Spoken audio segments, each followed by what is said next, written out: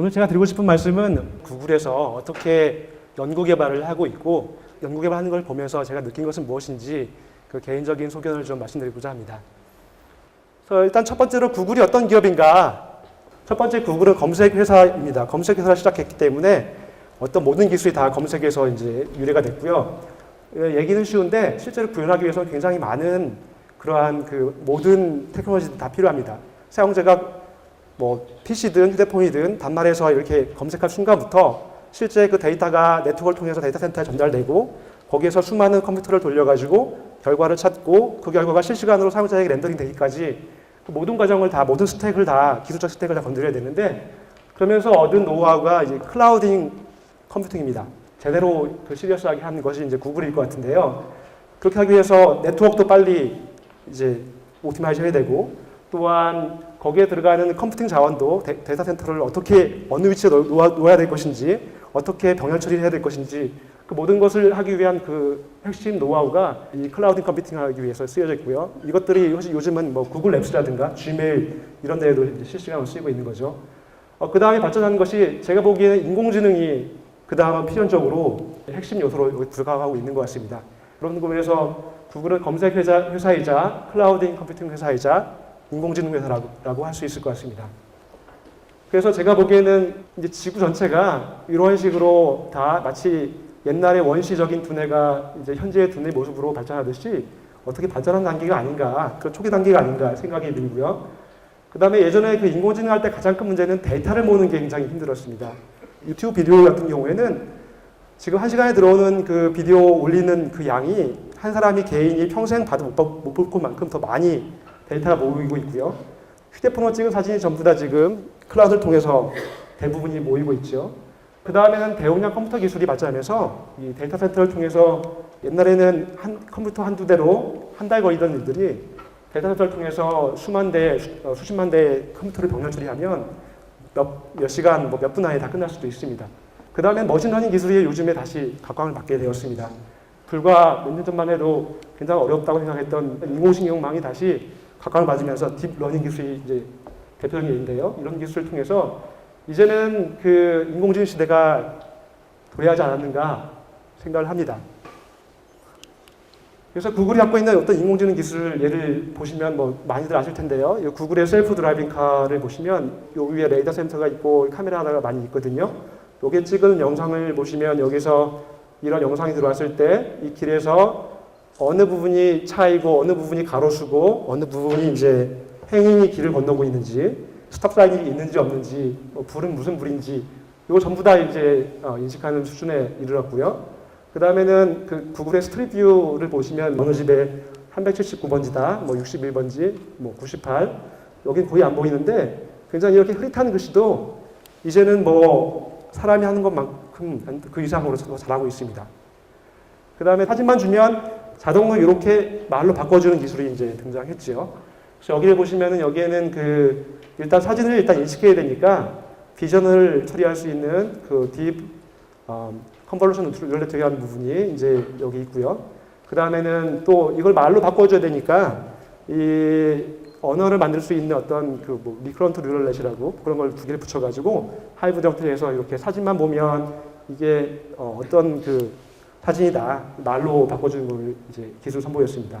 그래서 가만히 보시면 이 정도면 진짜 뭐 사람이 하는 거와 크게 다를 바가 없겠다 할 정도로 이제 인공지능 기술이 이제 많이 발전했습니다.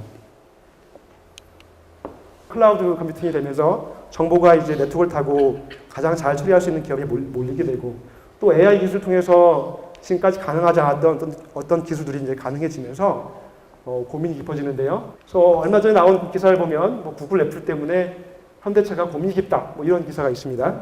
현대차는 자동차를 만드는데 왜 뭐 이런 구글과 애플 때문에 고민하는가? 그 내용을 보시면은 이제 현대차에 들어가는 어떤 그 소프트웨어들이 많이 있는데 그들 중에 핵심은 이제 스마트카이지 않겠습니까? 이제는 그 자동차 업계의 어떤 그 기술의 핵심이 어떻게 그 엔진을 잘 만들 거냐, 연비가 어떻게 해야 되느냐, 뭐 이런 거보다도 어떻게 사용자가 편리하게 이제 갈 것인가, 어떻게 인터넷과 연결되실 것인가, 이렇게 초점이 바뀌면서 기존의 업체들이 아주 고민에 지금 빠진 거죠. 어떤 분들은 인류의 미래에 대해서 고민하고 있습니다. 유명한 그 천재 물리학자인 스티브 호킹하고 또 얼마 전에 또 이 테슬라를 만든 창업자 앨런 머스크 이런 양반들이 이제 고민을 많이 하고 있습니다. 이러다가 그 슈퍼 인텔리전스 시대가 오면서 이 인류가 혹시 더 위험해지는 게 아니냐. 이제 보시다시피 이제 구글이 뭐 전체적인 기업 환경이라든가 뭐 사회 변화를 이끌 정도로 굉장히 기술적으로 앞서가고 있는데 그렇다면 어떻게 뭐 구글은 왜 이렇게 잘 나가냐? 그래서 여러 가지 이유가 있겠죠. 좋은 회사다 보니까 우수한 인재가 많다. 아니면 서치에서 계속 그 캐시가 이제 들어오니까 그걸로 중장기 연구를 계속 할 수 있으니까 잘 되는 거다. 아니면은 뭐 경자가 굉장히 똑똑해서 식견이 있다. 아니면 실리콘밸리가 뭐 도시가 굉장히 뭐 기후도 좋고 전 세계에 똑똑한 사람이 많이 모이니까 그것 때문에 그렇다. 아니면 뭐 클라우드 컴퓨팅 인프라스트럭처가 있다. 뭐 여러 가지 이유가 있을 겁니다. 네, 그 많은 부분이 맞는 거고요. 제가 보기에 그 중에 하나가 이게 조직 전체가 지식을 공유할 수 있는 어떤 인프라라든가 그 R&D 개발 문화가 아닐까 저는 개인적으로 그렇게 생각을 해봅니다. 어떤 얘기냐면 어떤 일반적인 회사에 있으면은 부서마다 장벽이 있고 한 부서에서 개발한 코드나 문서는 그 부서에서만 있고 절대 옆에 부서에는 공유하지 않고 이런 문화가 있지 않습니까? 구글은 그런 부분이 없습니다. 그래서 지식이 전체적으로 모든 개개인이 다 공유가 되고요. 또 그렇게 되니까 개인과 개인 간의 상호작용으로 일어날 수 있는 지식을 합치면 아마 회사 전체 지식이 될 텐데 개인적인 지식도 올라가고 또 전체적인 회사의 지식도 올라가는 것입니다. 그리고 또 한 가지 좋은 아이디어가 여러 가지 프로젝트에 동시에 영향을 주는 그런 선순환의 사이클이 이제 있을 수 있는 거지요. 도대체 이게 무슨 얘기냐? 첫 번째로 할 수 있는 것은 그 지식 공유를 위한 그 개발 인프라가 아주 잘 되어 있습니다. 일단 기본적으로 구글이 이제 클라우드 컴퓨팅 회사다 보니까 산에 있는 모든 개발 툴과 모든 문서들이 다 클라우드 상에서 접근이 가능합니다. 그래서 전 세계 어디에서나 모든 팀들이 아주 그 극소수의 그 탑시크릿 프로젝트를 빼고는 모든 팀의 코드를 자유롭게 검색이 가능합니다. 뭐 어느 누구나 쉽게 뭐 잠깐만 키워드 몇 개만 치면 어디에 코드가 있는지 찾을 수 있게 하는 시스템을 갖춰서 놓았습니다. 또 한 가지는 이제 코드를 또 재사용하려고 하면 품질이 좋아야 됩니다. 어떻게 이런 품질을 이제 관리하느냐? 코드 리뷰를 통해서 코드를 만든 사람이 체인지 리스트를 동료에게 보내게 되고 동료는 그 체인지 리스트를 보고 이 뭐 CL이 문제가 있다 없다 이 부분은 이렇게 고쳐라 이렇게 한 다음에 여러 번 뭐 사이클 돈 다음에 마치 학술지에 논문 인사하듯이 코드 리뷰를 합니다. 그래서 그렇게 퀄리티가 된 코드의 경우에만 체크인할 수 있고요. 그 두 번째는 그 코드뿐만 아니라 문서와 데이터도 역시 또 공유가 됩니다. 그래서 프로덕트 페이지는 보통 뭐 이렇게 구글 사이트 페이지 이런 프로덕트가 있거든요. 이렇게 또 클라우드상에 돌아가는 건데 아주 손쉽게 위키 스타일로 뭐 제목이라든가 이런 것들을 쉽게 적을 수 있게 되고요. 그 다음에는 또 팀별로 자유롭게 구글 사이트도 만들기도 하고 어떤 팀은 구글 닥스를 통해서 만들기도 하고 근데 핵심은 이게 다 클라우드에 있다는 거죠. 이 문서가 다 클라우드에 있어가지고 모두 검색이 이제 가능합니다. 그리고 데이터가 있죠. 이 데이터는 구글이 만든 그 분산 시스템이 있습니다. GFS 구글 파일 시스템이라는 것도 있고 그 업그레이드 버전도 있는데 기본 개념은 클라우드 상에서 데이터 존재한다. 개인의 로컬 PC 하드디스크에 아무것도 없고 클라우드 상에 다 이렇게 데이터가 있습니다. 필요한 팀에 가서 나 이거 좀 쓰겠다 얘기하면 그 팀에서 그래 뭐 너 쓸 수 있게 해줄게 하고 이렇게 그 액세스권만 주면 바로 제가 그 데이터를 이용할 수 있는 거죠. 그래서 이렇게 데이터하고 코드, 문서 모두 클라우드에 있고 이게 다 검색이 가능하고 또 이게 컴파일 링크도 가능하기 때문에 혁신적인 기술 발전이 이제 가능해지는 겁니다. 쉽게 얘기해서 그 중복된 일을 하는 사람이 없고 같은 그 실수를 반복하는 경우가 없는 거죠. 예를 들어서 막 구글의 음성인식이라든가 비전 같은 것들이 기존에 해오던 그 개발팀이 있었습니다.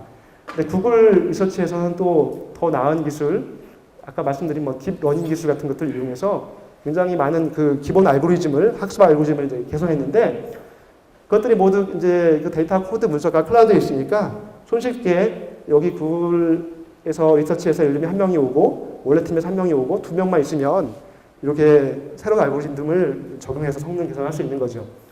그 요즘도 회자되고 있는 한 사건 하나는 대학원 인턴 한 명이 그리고 음성인식 팀이 오랫동안 몇 년 동안 해온 그 아주 그 옵티마이즈가 잘 된 그 시스템이 있는데 그거를 이제 어떤 그 기술을 이용해서 그 딥러닝 기술을 이용해서 하니까 오류율을 4분의 1로 감소시켰습니다. 그것도 뭐 여름방학 동안에 한 명이 이제 이렇게 대학원생이 소통한 것도 놀랍지만 모든 데이터가 다 이렇게 클라우드에 있으니까 그 혁신적인 알고리즘을 손쉽게 적용시켜서 그 조직 전체가 아주 그 성능을 극대화시킬 수 있는 그 부분도 참 놀라운 것 같습니다. 그러면 사람들은 왜 이렇게 지식 공유를 하느냐? 내가 바쁜데 왜 남의 팀까지 이렇게 잘 되게 도와주느냐? 이 부분에 대해서는 이제 평가 시스템이 좀 달라지는데 연례 퍼포먼스 리뷰가 1년에 뭐 2차례 정도 있습니다. 뭐 평가자 할 때 보통 한국 기업에서는 그 상사가 부하 직원을 평가하는 게 대부분인데 구글은 특이하게도 매니저도 물론 들어가지만 동료를 평균 5명 정도 이렇게 선정해서 나에 대해서 좀 그 리뷰를 써달라 부탁을 합니다. 그러면은 이제 작성한 코드하고 문서가 다른 사람에게 도움이 많이 될수록 당연하게 이렇게 평가가 잘 나오겠죠. 또 한 가지는 또 재밌는 거는 도움을 받은 동료가 정말 고맙다, 땡큐하다 그러면서 이제 이렇게 시스템에 올리면 뭐 얼마 안 됐지만 뭐 피어 보너스를 또 그 제공자에게 줍니다. 그리고 이거는 이제 구글이 가장 그 오픈 문화로 가장 그 잘 널리 알려진 구글의 TGIF라고요.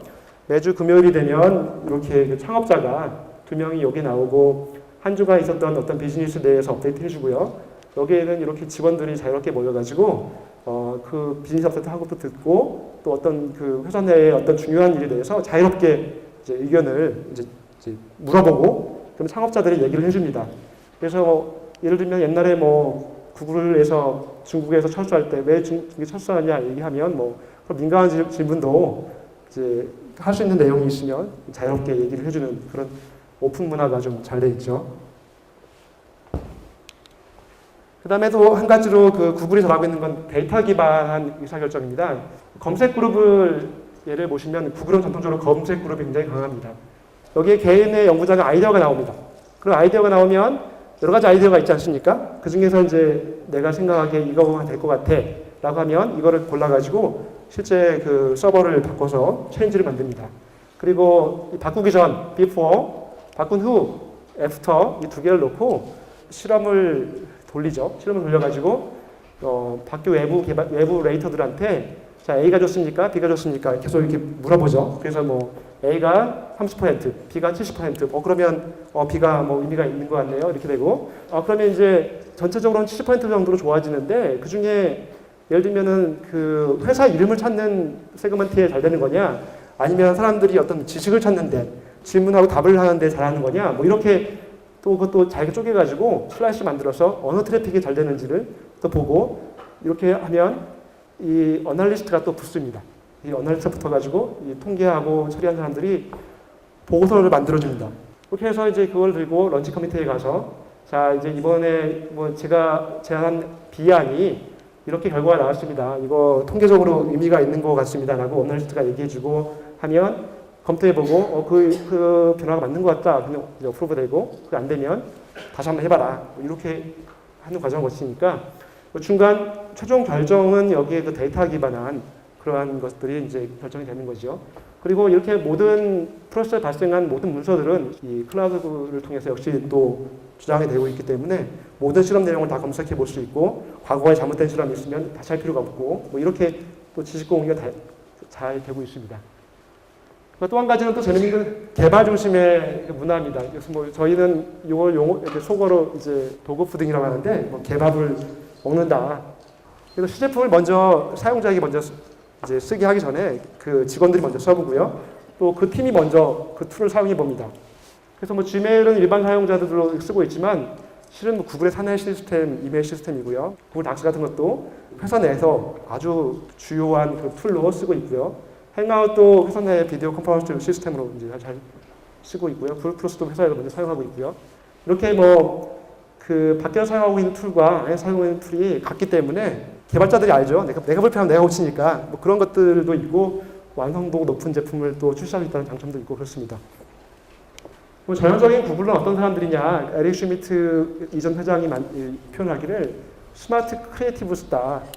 예전에는 그 전통적인 그 사회에서의 어떤 공장의 근로자, 그 다음에 나온 개념이 이제 날리지 워커, 그래서 지식을 먹고 사는 사람들이 있었고요. 그 다음에 나온 사람들은 스마트 크리에이티브라고 불러야 된다. 이렇게 얘기를 했습니다. 쉽게 얘기해서 그 소프트웨어 개발 능력이 아주 뛰어나다. 그리고 또 분석도 잘할 수 있고 비즈니스 감각도 있다. 쉽게 얘기해서 모든 걸 다 잘해야 된다. 근데 이렇게 된 사람들이 실제로 있을까 보면은 많이 있습니다. 예를 들면 팀 내 한 개발자를 보면은 이 탑코더라고 전 세계에서 프로그래머들이 이제 경진하는 데가 있는데 거기서 1위를 하는 그런 친구가 여기 있고요. 그 친구가 코딩만 잘하느냐? 머신러닝 잘합니다. 알고리즘 잘합니다. 분석도 잘합니다. 다 잘하고 하는 거죠. 그래서 느낌이 뭐냐면 이게 제가 보기에는 그 야구팀의 구단과 타자나 투수 이런 관계가 좀 비슷한 것 같습니다. 그래서 타자가 뭐 기대 수준 이상을 치면 뭐 그 사람이 좀 그 어떻게 치든 어떻게 뭐 아래로 올려치든 위로 올려치든 뭐 언제 일요일날 연습하든 말든 상관하지 않습니다. 그 대표적인 예가 이제 구글은 이제 플렉서블한 출퇴근이 있죠. 그래서 언제 출근해도 되고 대신에 성과 관리가 철저합니다. 그래서 야구팀 같은 경우에도 타자가 놀든 말든 상관하지 않는데 일단 그 평가를 해봐가지고 타율이 안 나오면 당연히 마이너리그 가는 거잖아요. 당연하게 뭐 누가 보든 말든 타자는 열심히 연습할 겁니다. 뭐 그런 식으로 매 분기 그 OKR, 뭐 오브젝티브 키 리절트를 작성해가지고 1사분기다. 1사분기 초에 내 이번 분기에 할 거는 3개월 동안 할 일은 뭐 아이템이 1번 뭐 무슨 알고리즘 런치, 2번 무슨 실험 이렇게 딱 해놓습니다. 그리고 그 1사분기가 끝나면 3월달쯤에 각각의 아이템에 대해서 평가를 철저하게 합니다. 보시다시피 한 분기는 넣을 수 있겠죠. 아무것도 안 하고 퍽퍽 넣을 수 있을 텐데 그 분기가 끝나면 영향이 있겠죠. 그래서 이런 식으로 관리를 합니다. 또 구글과 실리콘밸리 경영진들은 또 보면은 좀 격식이 좀 없습니다. 두 명은 누구냐면 구글의 창업자들입니다. 서리게이 브린과 레리 페이지인데 뭐 이게 가장 그래도 뭐 포멀하게 입은 형태일 것 같습니다. 보통 반바지에 샌들을 신기도 하고 뭐 이렇게 했었거든요. 그리고 두 번째로는 기술에 대한 이해가 굉장히 깊습니다. 뭐 다 엔지니어 출신이기 때문에 기술에 대한 이해가 깊고 그렇기 때문에 발생한 장점은 뭐냐면 그 파워포인트 만드는데 신경을 많이 쓸 필요가 없습니다.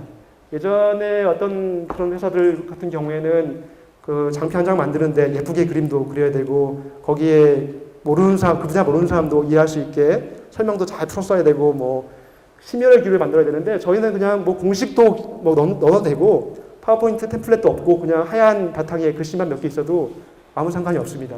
그래서 이렇게 그 커뮤니케이션 코스트가 없다는 거 그게 굉장히 장점이고요. 또 기술적 비전을 잘 제시해 줍니다. 또 한 가지 또 구글의 장점 중에 하나는 좀 롱텀 프로젝트를 해봐라. 이 달나라에 가는 프로젝트만큼 그 생활을 바꿀 수 있는 것들 해봐라. 그런 것들을 이제 그 레리가 굉장히 강조하고 있습니다. 저는 그 문샷이란 말이 어떤 상징적 의미인 줄 알았거든요.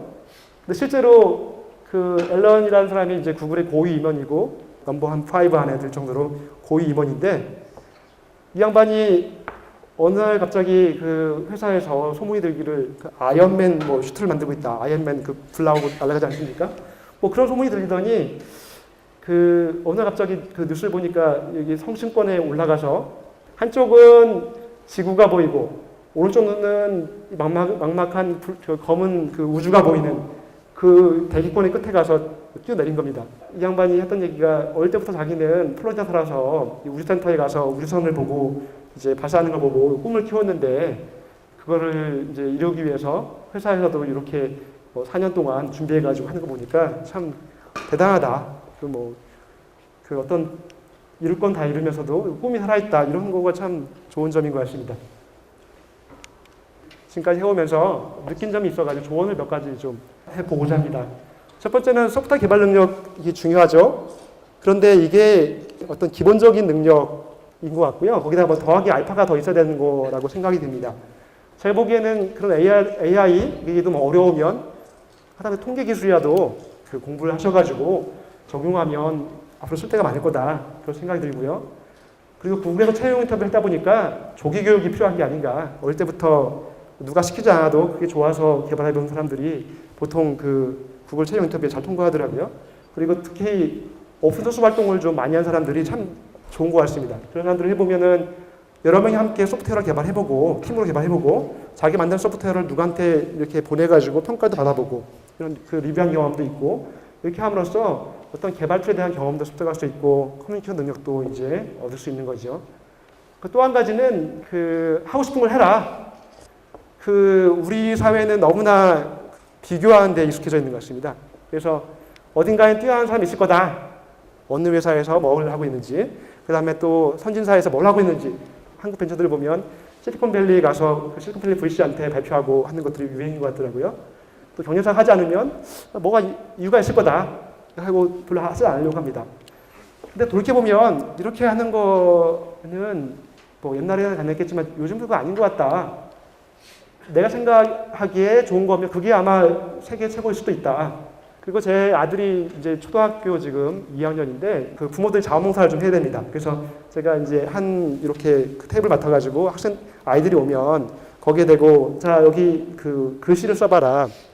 뭐 이렇게 ABC 쓰고 단어 쓰고 그림도 그리고 하는 거 있었어요. 근데 아이들이 보니까 너무 막 그 잘 못하는 거예요. 삐뚤빼뚤 쓰기도 하고 베스트 프랙티스 보고 따라서 해봐라 이렇게 했더니 그중 한 아이가 한 얘기가 우리는 카피 안 해요. 카피 안 한대요. 여기 베스트 이그젬플을 안 보고 하고 싶은 거 하겠다. 참 한편으로 그 당시가 좀 그 삼성이 애플 거 휴대폰을 벤치마킹하고 비교한 문서 때문에 삼성이 카피캣이다. 그 욕을 많이 먹던 그때였거든요. 미국은 올 때부터 창의력 중심이구나. 하고 싶은 거 하면 되는구나. 그런 거 많이 좀 느꼈습니다. 세 번째로는 이제 기술연차 인터뷰를 어떻게 할 것인가. 간단히 말씀드리면 처음에 이력서를 내고 전화 인터뷰를 합니다. 그러면 이제 그 회사에 가서 4번에서 5번 정도 인터뷰를 하고요. 채용위원회가 검토를 해서 최종적으로 이제 가는 건데 실질적인 소프트웨어 개발 능력이 중요하고요. 제가 보기에 제일 안타까운 경우에는 뭐 유명 아이비 리그 대학에서도 많이들 오시거든요. 그래서 포달 면접 하셨으니까 전산의 이론에 대해서는 다 아시고 하시는데 여기 뭐 준비를 안 한 거예요. 그래서 뭐 저희가 하는 건 보시다시피 이렇게 칠판에다가 코딩 문제를 내고 한번 해봐라. 직접 한번 써보라. 이렇게 하는데 뭐 머릿속은 다 아는데 이게 손이 안 따라가는 거예요. 시간도 좀 부족하고. 특히 한국에 계신 분들도 우수한 분들이 많이 계시니까 조금만 더 이렇게 이건 연습만 하면 되는 거거든요. 그 연습만 하셔가지고 오면 좋겠다. 매진말로서 구글은 이제 검색회사에 출발해서 검색에서 얻은 그 노하우를 가지고 이제 클라우드 컴퓨팅과 인공지능 회사로 이제 진화하고 있는 중이고요. 그렇게 R&D를 잘하게 된 핵심 요인 중에 하나는 제가 보기에는 클라우드 상에서 모든 정보를 다 갖다 놓고 그걸 통해서 지식 공유가 구성 전체가 되는 거. 그게 하나가 아닐까. 모든 자료가 다 공유되기 때문에 내가 아이디어가 조금만 있으면 모든 시스템 다 만들 필요 없이 그 부분만 바꾸면 되니까 그 개인이 기여할 수 있는 부분이 굉장히 크다. 그런 거였고요. 또 후배 그 개발자들에게 드리고 싶은 말씀은 이렇게 소프트웨어 개발 능력도 중요하고 거기에 더하기 알파 어떤 도메인 알리지라든가 어떤 뭐 그런 게 좀 더 있었으면 좋겠다. 그중에 하나는 뭐 통계라든가 인공지능이 유망하지 않을까 개인적으로 생각한다. 이런 거고요. 오픈소스 활동을 좀 많이 하시면 도움이 될 거다. 그리고 전 세계 어딘가 나보다 똑똑한 사람이 많겠지. 뭐 어딘가에 누군가 선진사가 하고 있겠지. 뭐 이런 생각 너무 많이 하지 마시고 하고 싶고 내가 보기에 사용자에게 중요할 것 같다. 그러면 그냥 하시라. 그런 말씀을 좀 드리고 싶습니다. 그리고 한국 개발자들이 굉장히 우수한 분들이 많으신데 이렇게 한 달만 좀 훈련하고 어떻게 인터뷰를 할 건지 하면 그것만 하면 될 것 같은데 그걸 모르셔가지고 떨어진 경우 아니면 또 그 영문 이력서를 쓰는 것도 형식이 좀 있거든요. 그것만 좀 알면 되는 건데 그거 잘 못해가지고 한국식으로 뭐 이렇게 뭐 생년월일 적어놓고 사진 붙여놔가지고 해가지고 떨어지는 분들이 좀 있으신 것 같아요. 그거 조금만 하시면 되는 거니까 그런 것들은 진짜 한 달만 좀만 하시면 되는 거니까 그 준비를 좀 하셨으면 좋겠다. 예, 감사합니다.